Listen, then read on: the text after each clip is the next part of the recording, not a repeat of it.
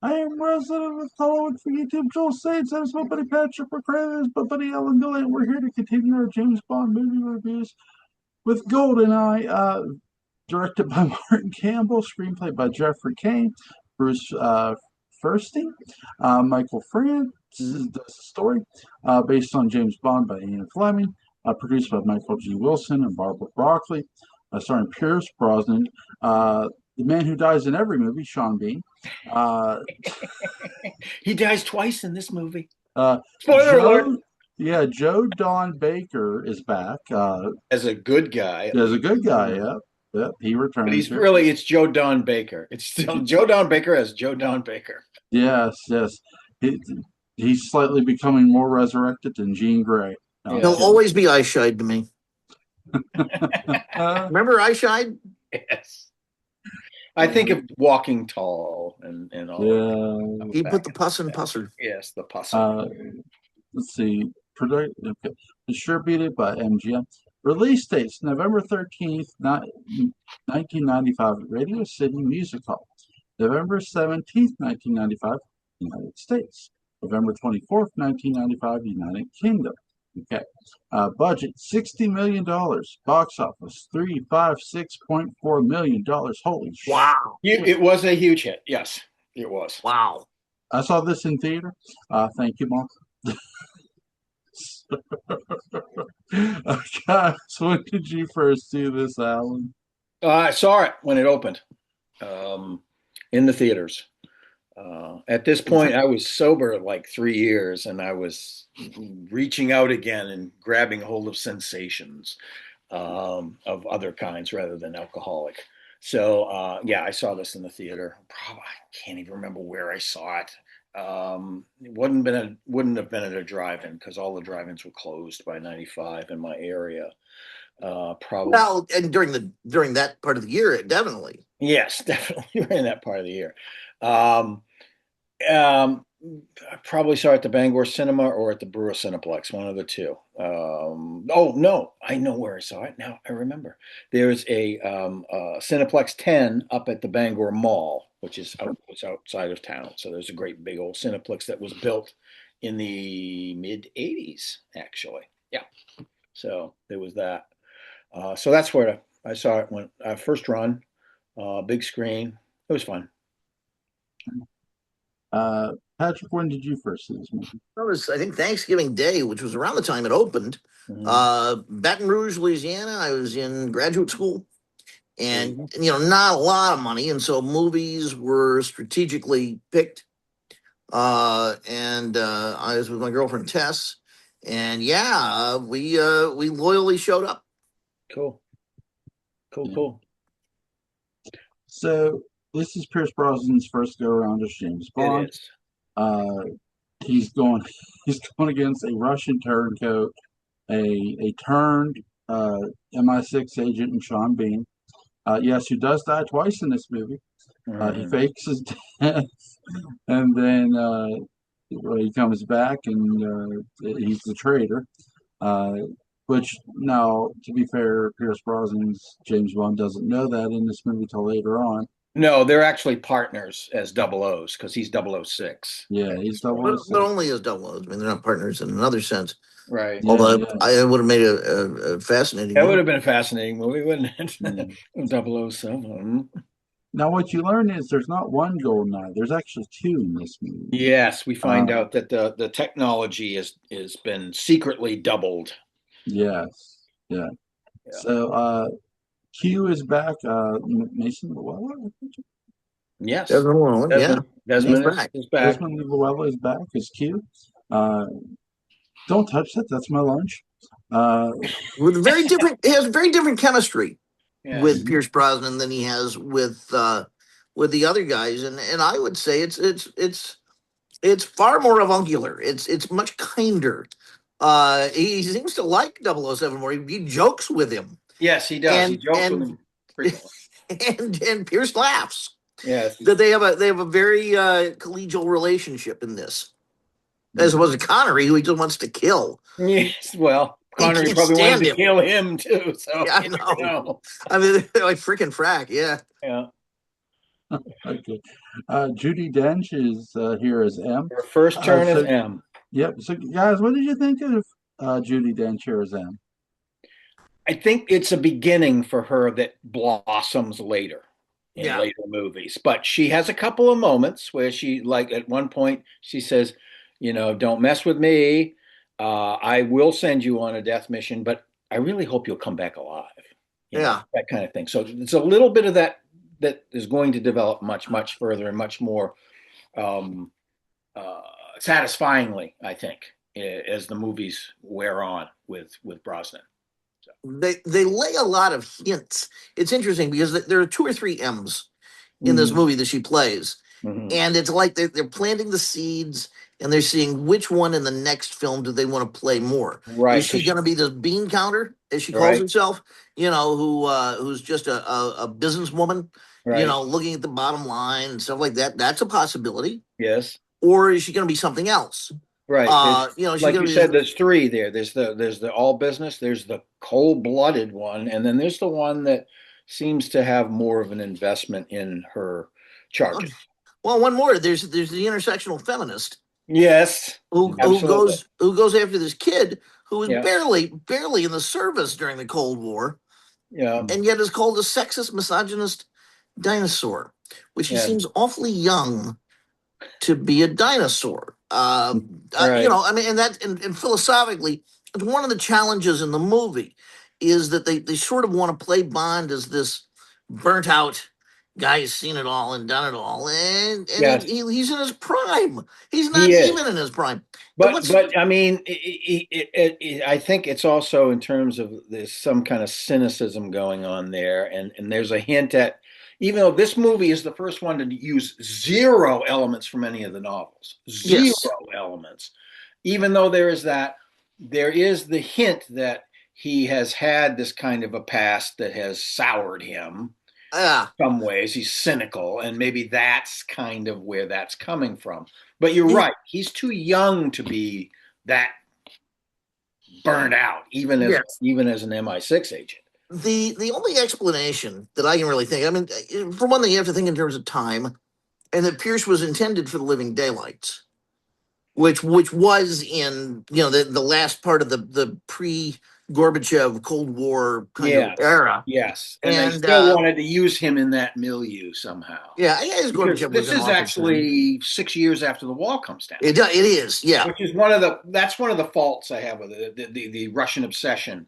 It's time to move It's on at this point in time, I think, at least in the 90s. Maybe uh, come back to it now, but yeah, it's you sort of know, yesterday's news. yeah, Um, the I think if it involved more of the Russian mob and instability in Russia right, based on what happened. That's okay. right, Now you got my attention. right, Unguarded anthrax labs and all of that. yes, So you got that. The one bit of clemency that I can give Judy Dench's M is that in that meeting they have, it's pretty clear this may be the first meeting they've ever had. yes, I think so. And so she may have just been reading files and hearing stories and not and an HR report or two. Hmm. And that's it. That And she maybe a couple of quips from Q or some others that have known him. and so she didn't know this guy at all. And Right. and it could very well be that there's a reason why in the next movie she's distinctly different towards him.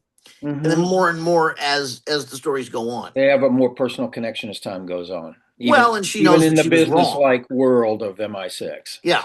Yeah, Yeah. yeah, yeah. I keep thinking of this movie as sort of a beginning, a fledgling, and with some faults, but also some promise I that's coming. It's going to come.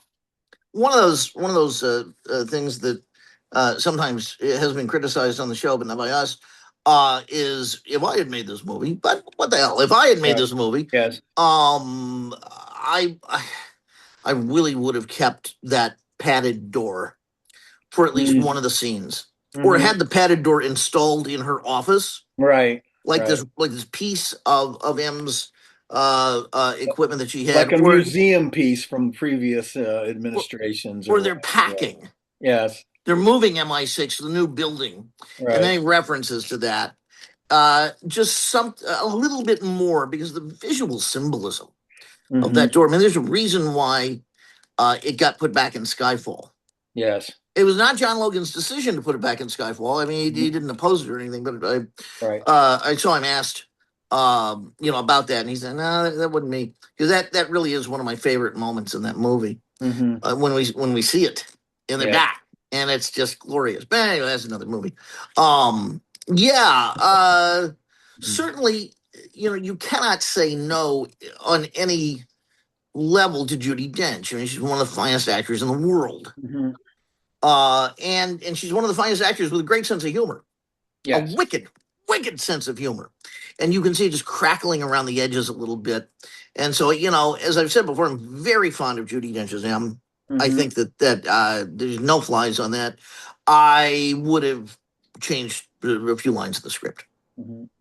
I will tell you that Judy brought a lot of gravitas to the role. Obviously, she has been doing film, not just stage, since the late '60s. Sure, I know that she was in Peter Hall's film. topless, Yes, topless in Midsummer yes, Night's Dream, yes. I and showed that film in my theater appreciation class. there's a Really lot to good. appreciate. Yeah. Yeah, a lovely woman, lovely woman. Yes. And it's an ugly production. Otherwise, it's Well, it's the green green makeup and skin shit. and all of that sort It of looks thing. awful. They were, But that's got to be a Peter Hallism. It's like we that's want you to be different from the normal people. that's when there were no pleasant colors in England. They'd Yes. been Oh, outlawed. that's right. But anyway, about this, it's funny, Alan, because in the past you've mentioned the gravitas of Judi Dench, and it's true. But it's a Rorschach test because I come away from the Judi Dench scenes thinking of her warmth and humor. Well, she's very playful when she wants Yeah, to be, yeah, and she wants she to has be. both. Yeah, yeah, absolutely. And she's the same way as Queen Elizabeth. She's a joy to watch in that scene in Shakespeare in Love. She's Yeah, she amazing is. in that scene. She just Yes. takes over the whole film in Yeah, a like a 5-6 minute scene. yeah. It's just amazing, and She's she's a lot of having fun. fun, and you She's can a, tell she's she's having fun. she's a lot of fun. I mean, she even thought Ricky Gervais was funny at the Golden Globes. Yeah, He's talking about cats and yeah, her yeah, particular contribution. yeah, yeah. That stuff, she's steel. That stuff just rolls right off. I mean, she Yeah, yeah. understands. She's a tough broad. Yeah. She also has related comments on Daniel Craig's anatomy, God. spreading legends. She caught sight. She said, "My God, it's like an Evian bottle." Good for her. Yeah, absolutely. Absolutely. Yes. So development here, guys. Following the release of License to Kill in July of 1989, pre-production work for the 17th film in the James Bond series, the third to star Timothy Dalton, filling his 3-film contract, began in May 1990. A poster for the then upcoming movie was even featured in the Carlton Hotel during the 1990 Oh, Cannes I'd like Film to have a Festival in copy of that. August. The Sunday Times reported that producer Albert R. Broccoli had parted company with screenwriter Richard Maibaum, who had worked on the scripts of all but 3 Bond films so far, and director John Glenn, responsible for the previous 5 installments in the series. That same year, Broccoli met with potential directors, which included John Landis, Ted Kocher, Roger Sportswood, who would Butterwood. who would later direct Tomorrow Never Dies, and John Burham. So Broccoli's stepson, Michael G. Wilson, contributed a script with, and Wise Guy co-producer Alphonse Ruggiero Jr. was hired to rewrite it. Filming was set to begin in 1990 in Hong Kong for release in late 1991. A 17-page treatment dated May 1990 featured James Bond on a mission in East Asia where he must investigate why an unknown entity caused a commercial chemical plant in Scotland to explode inexplicably, and a threat ordering the British and Chinese to relinquish their authority over Hong Kong. Bond would be added by an ex-CIA freelance named Connie Webb and a senior spy named Denholm Crisp, with the trail leading toward a corrupt technological magnate called Sir Henry Lee Ching. It also would have featured the Chinese Ministry of State Secret. Let's see. Wilson and Reguro revised the plotline further in a script dated July 1990. It changed the opening to show Bond using a hang gliding competition as cover to infiltrate a chemical weapon plant, where he must fend off That's so funny. deadly secretary robot. What? The film. This is how far afield screenplays go before they actually get God. produced. Yes. Nothing. Sorry.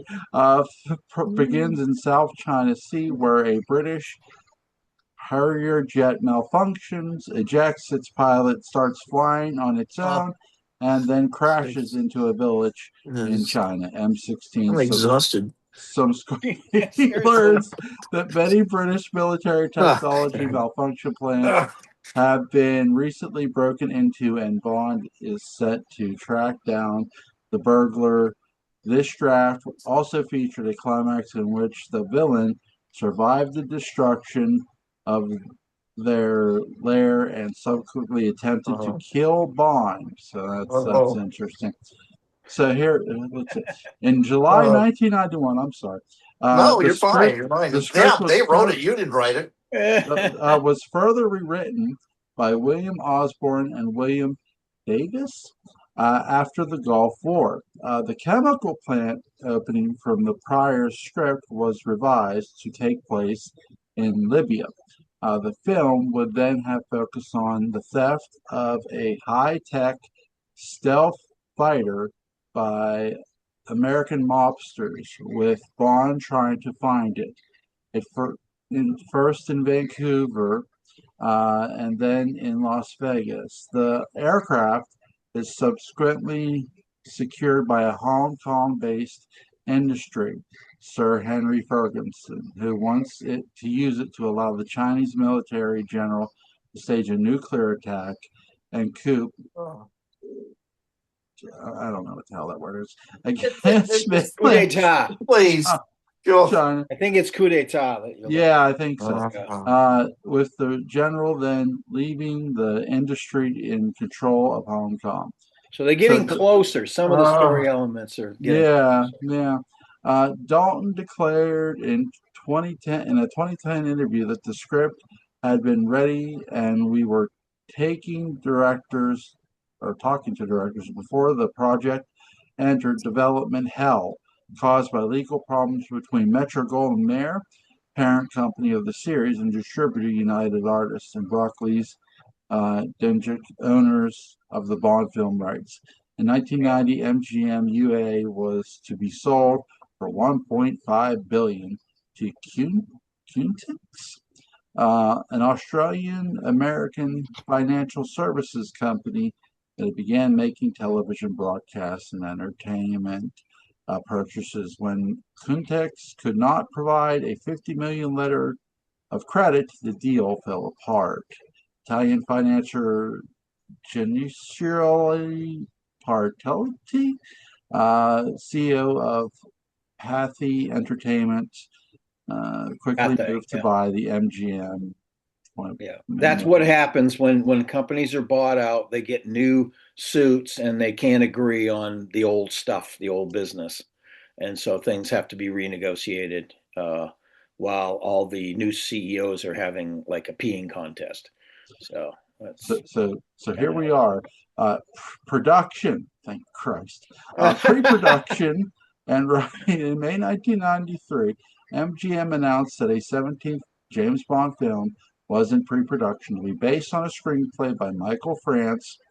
France studied for his script by traveling to Russia, interview former KGB agents. That's interesting. I And wonder if visit he met Putin. and nuclear research laboratories.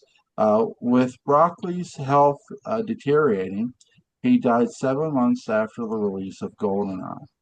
His daughter, Barbara Broccoli, described him as taking a bit of a back seat in the film's production. Barbara and Michael G. Wilson took the lead roles in production, while Albert Broccoli oversaw the production of Goldeneye as a consulting producer, but he was credited.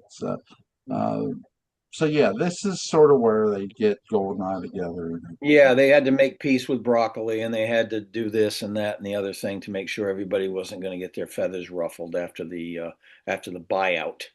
I Yeah, guess is probably what happened. pretty much. Oh, Crazy stuff. So there was a lot of problems going into this film because there was a lot of production hell. Oh, of course, and it was like 6 years after the previous film. And usually it was what they could do a film for a while. They were doing one every 3 years or something like that. Every 2 years. 2 years for a while. That's right. Here's So the thing: this wasn't the only franchise in production hell at the time. In 1990, Halloween was in production hell for a long time until Halloween 6 came out. So right. So, Oh. Yeah, probably some of the same problems, between scripts and producers and distribution. well, But they still retained the MGM UA association after all that mess. So we came this close to who's that there? Oh, Quentin Tarantino doing a Halloween movie, but that didn't happen. That would have been cool. Thank God. He would have outgored everything. He's got to settle on a franchise at some point. I don't know. He keeps claiming he's going to quit. He's going Halloween, Bond. He tried to make Casino Royale. He had some thoughts on that. Wanted to be in the Star Trek universe. Star Trek, which I think would have been great. It was going to be a remake of Piece of the Action. Yeah. Wonderful. Yes. Absolutely. Piece of the Action. Are you kidding? Yeah. And he loves Star Trek too. He loves the source material. So I think it would have been great. I think people who are critical of that don't know what they're talking about. Yeah. Because everything he said, now a happier subject, everything he said about Star Trek was right on the money.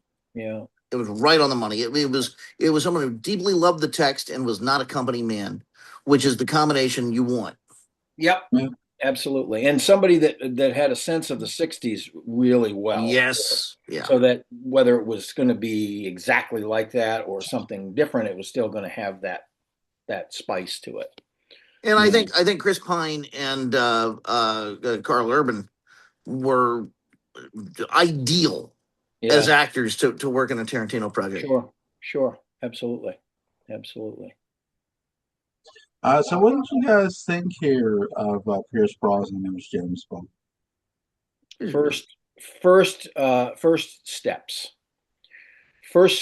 Not gonna say that he's up to the par or the birdies or the eagles that he's going to be shooting in later films, because he does. But he's at a starting place, and it's going to go up from there, which we know in hindsight now. I thought that that putting him in it is a post-Soviet supposedly, but you've got these guys running around acting like Soviets. So I thought that was a bit confusing and maybe a little bit too retro. At that time, we'd sort of, in the world, we'd kind of moved on from the wall coming down, and coming back to that now would make sense because of my God, what's going on in Russia now. Yeah. That would make sense, but not then so much. I thought that was just a kind of a jump. The mobster thing might have worked. I think you mentioned that. Yep. That might have worked a little bit better. But again, I also, there were parts of this I enjoyed very much. I love Famke Janssen, for one thing. I don't necessarily think she's the greatest actress in the world, but she brings commitment and panache to the roles that she plays for the most part. And in this one, she certainly commits totally to being this psychotic BDSM assassin, which, I mean, she had no problem with any of the ridiculous stuff that they asked her to do, like having orgasms every time that she experienced pain, or various other things. But you're really interested in her, and she's really attractive looking. But in the final analysis, you're glad she's dead. So if she wanted to experience pain, she should have read out loud the synopsis of what Goldeneye was going to be. Yeah, I mean, the inconsistencies and some of the misplacements are there. However, the scenery is fantastic. It's very, a lot of it's that wintry Vladivostok and whatever stuff going on in Russia, and it's very breathtaking. Some of the mountains and all of that sort of thing, very breathtaking. So there are things to enjoy in it, but the inconsistencies led me to hope for further, and that hope was realized. Sure was. Yeah. So yeah. Does this movie feel shorter to you guys than any of the other ones? It's about the same. I think it's 3 minutes shorter than the last one. It's 2 hours and 10. You mean like it just feels that way? Right? Yeah, it just feels that way. Maybe. But oh my God. Oh my God. This movie, if you're on death row and you get one thing to do before they throw the switch, you ask to see Goldeneye because time will warp around you and still, and you will live forever. Time to write your autobiography, visit all your relatives, smoke 3 million cigarettes. You'll have about 30 last meals. I think if there's one thing, and I want to hear, Julie, your thoughts on this, because by the question, it seems to suggest you felt this movie flew by, fairly quickly. This movie gave me a very thorough appreciation of 2 hours and 15 minutes and exactly how that feels. I had there are several sequences that are feel for me endless. All the stuff about stealing the Goldeneye, where it's all in that missile base. Yes, and the exposition and all of that. Oh my God! It just goes on for bloody ever. It doesn't go anywhere else. I think they could have done more with the Boris character too. I mean, they had a fine actor playing him. Yeah, and then the sequence when I know they're on the radar dish or something, and this was a moment where my girlfriend turned to me. And we were in a packed theater. Mm-hmm. And, you can read the vibe in a theater. They loved it. They loved it. They were eating everything up. And that can be infectious. Mm-hmm. And she turned to me and she said, "Hey, Patrick, yeah? Can I ask you something?" Yeah. Well, first of all, that I was willing to countenance a conversation that long in a movie. I don't like talking in a movie. It was said something right there. Right. I said, "Yeah, what?" And she said, is this movie kind of boring?" And I said, "Yes, it's endless." And she said, "I know." And I said, what happened to all these other people? Was there something in the popcorn that we didn't eat? I wonder if it had been a 90 or 100-minute cut, if that might have made it much better. Maybe. For me, some of the scenery, and I still haven't talked about Pierce, some of the scenery in the movie and the background contributed to it because there's so much in Russia. There's so much dreariness. Well, I felt. Yeah. I mean, but it's like what was it that Buzz Aldrin called the moon? He called it magnificent desolation. Yeah, and there is some of that. I mean, the fallen Soviet, heads and stuff. Yeah. But I'm used to the Bond films having a lot more visual variety. Mm-hmm. Going to different countries, and it's a cold one, it's a hot one, it's back and forth, and this just felt stuck in these kind of dreary places for so long. I mean, it could have been in black and white, and maybe it would There are play less. better. There are less venues for sure. Yeah, maybe the movie would play better in black and white. It'd be an interesting way to watch it. Mhm. But yeah, I had it. So Pierce Brosnan, that question. And Joe, I want to get back to your pacing question also because that's a good one. I want to hear your thoughts. Um, Pierce, arguably maybe this is a movie with a few faults mixed in with the sweet. But Pierce Brosnan is not one of them, and I really think that had the screenplay been more confident with what they wanted to do with Bond, is he burned out or is he green? Are they playing his age or not? Why not let him have a comeback to Judi Dench's, relentless insults? Mm-hmm. A quip or something rather than just silently kind of sitting there with his tail between his legs. All right. That might have been a little peppier, or pepier, as the French would say. But having said that, and I doubt that I did, he's fine. He's fine. It did what I think Alan hinted at, is it made me want to see Pierce Brosnan in a different Bond film.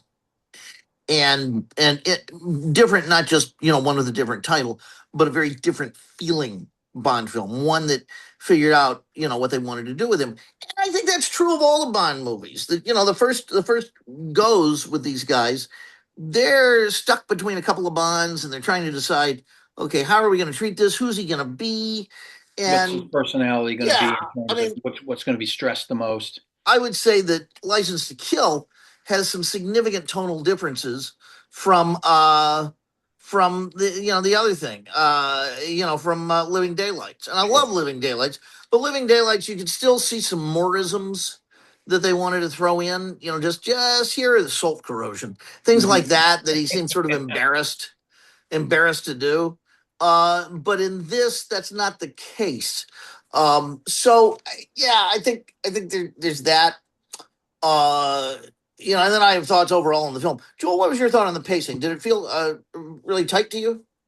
Well, when I saw this when I was younger, it didn't feel as long as it did. And even watching it back today, it just seemed to fly by. Again, that could just be me. No, but what do you think contributed to that sensation? I don't know. I mean, because I don't know if it's from playing the Goldeneye game. Well, that I think had a lot to do with it for a lot of people. I had high school students at the time, and they loved it, but they were all playing the game. Right. Yeah. So there's a positive reinforcement there. Absolutely. And this movie just seemed to fly by, even rewatching it today. Now I haven't played the Goldeneye game in years, so I don't know. It just didn't seem as long as I remembered. Good. Yeah, absolutely. Yeah, and that's a great statement about the Rorschach test nature of a movie. Right. Two people go in, completely different takes. The audience, when I saw it, they were spellbound. They loved it. And I was going, but I had this thing with Rise of Skywalker, which I thought was just a delight. And my review when I came out of it was, what I call people who don't like this movie? Assholes. And but it was just so roundly hated by Star Wars fans and non-Star Wars fans. I was, wow, you saw a different movie. Yes. But that's the fascinating nature of how these things work. Also, with social media, of course, it's easier to develop a mob really fast. And that didn't exist at this thinking, time. Group think. No, it didn't at this. But when you're talking about Skywalker, it. Oh yeah. And I saw that opening day, and I still was surrounded by haters. Yeah. So, I like it when Chewbacca lives. I typically ignore the Temu critics. I just do. I just go to see a movie and decide for myself whether I like it or not. It's the best way to do it. You can be warned that it might be a certain way. That's fine. As I've said, I have no will or opinions or personality of my own, so I rely on other people to make my opinions for me. Well, that's Peter Sellers. You're still alive. That's right. I thought Judi Dench was really good. Oh, Um, she's great. In She's a gem. retrospect, she's fantastic, and she will get even better. And she may be the best thing in the movie. Yeah, I really like her. For me, the Famke Johnson character, uh, that's just the thing I have. yeah, no. I appreciate it. Listen, I got plenty of things, but it felt like they were trying too hard. Right. Well, Um, it was very satisfying to see her demise, though, I must say. So you know what? I just watched the goddamn thing. I don't even remember. I don't even remember. she gets ripped apart Yanked by a rope or in the something? branches of a tree. Yeah, that was it. She gets yanked up. She's attached to a guy line from a helicopter, and Yeah, the helicopter, because he shoots at the helicopter, and the helicopter tries to get away, and she gets right into yeah. a tree. Heights are bad for the villains in this movie. Yes. One gets yanked up, one gets yanked Yank down. down. It's Waka waka. it's like a There's a whole yo-yo. lot of yanking going on. There's a whole lot of yanking going on in this movie. she plays a really good Jean Grey in X-Men. I enjoyed Yeah. her performances in those first movies that she was in, for sure. Yeah. Again, the X-Men movie I like, X-Men 3. I'm just hopeless. Anywhere you take me, you can't take me anywhere.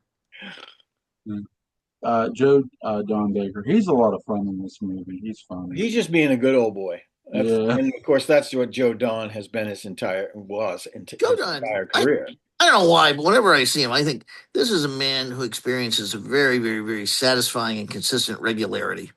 And other things in life in the gastrointestinal department. Yes, I just think this is a guy who really has always experienced great satisfaction and Good laughs health. kind of from inside the bathroom. Goes to the Kellogg Health Center on a regular basis.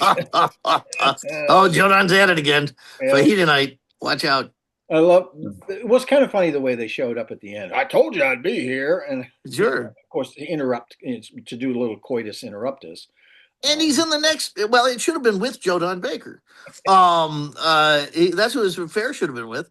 God, what a great movie! What a weird, wonderful movie that would have been if he and Jack Wade had been the couple. 007 Brokeback. Yes. Joe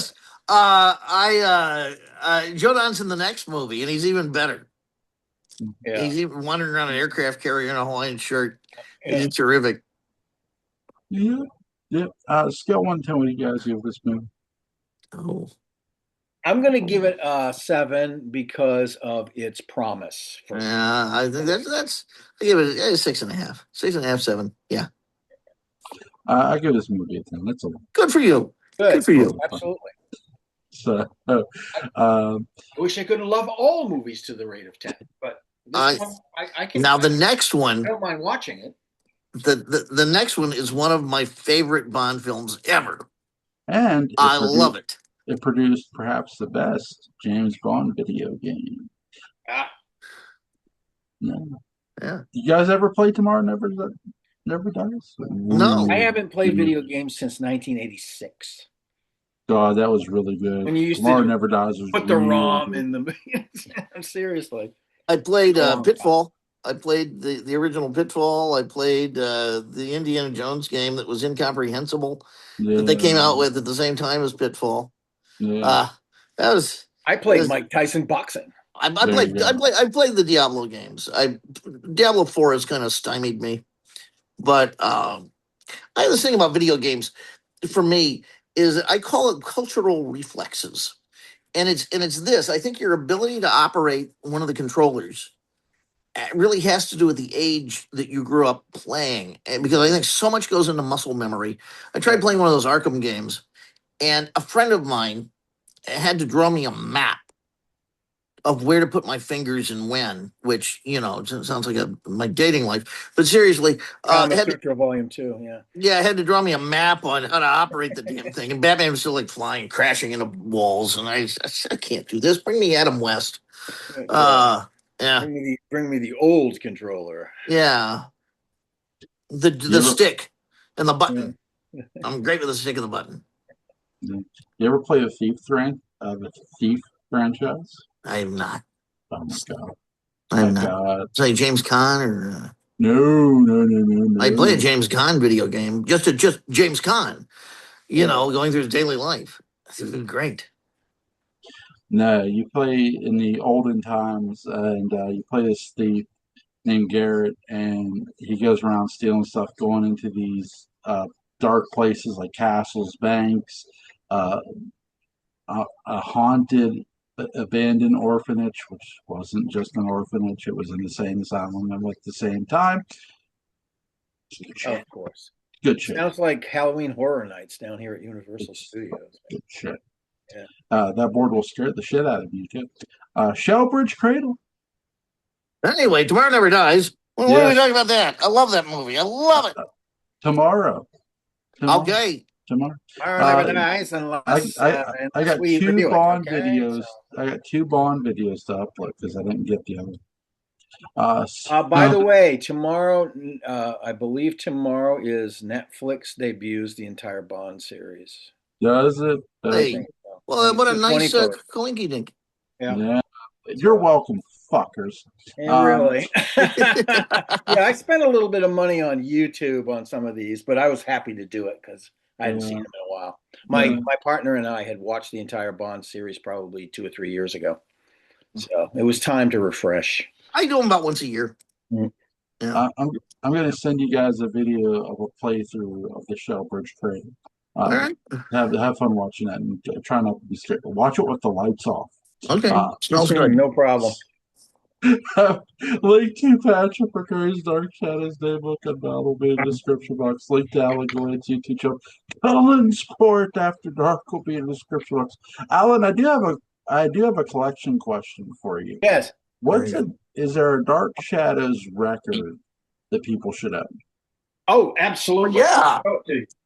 As a matter of fact, I have a sealed copy of it from 1969. It's coming out on CD again this year. I think they've sold out of the autographed David Selby copies, but there is a new version of this with a couple of extra cuts on it.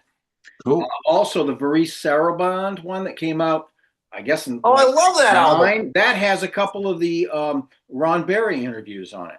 Yes, that's a great album. That got me through my master's thesis. Yes. Cool. And this is what the back of it looks like.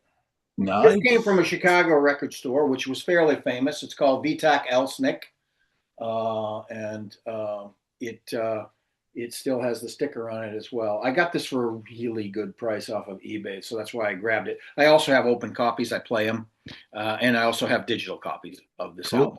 Cool. And also, one other thing for our fans out there that may not be as familiar with all of this is... let's see, right there. This is the entire Music Q collection. Yeah.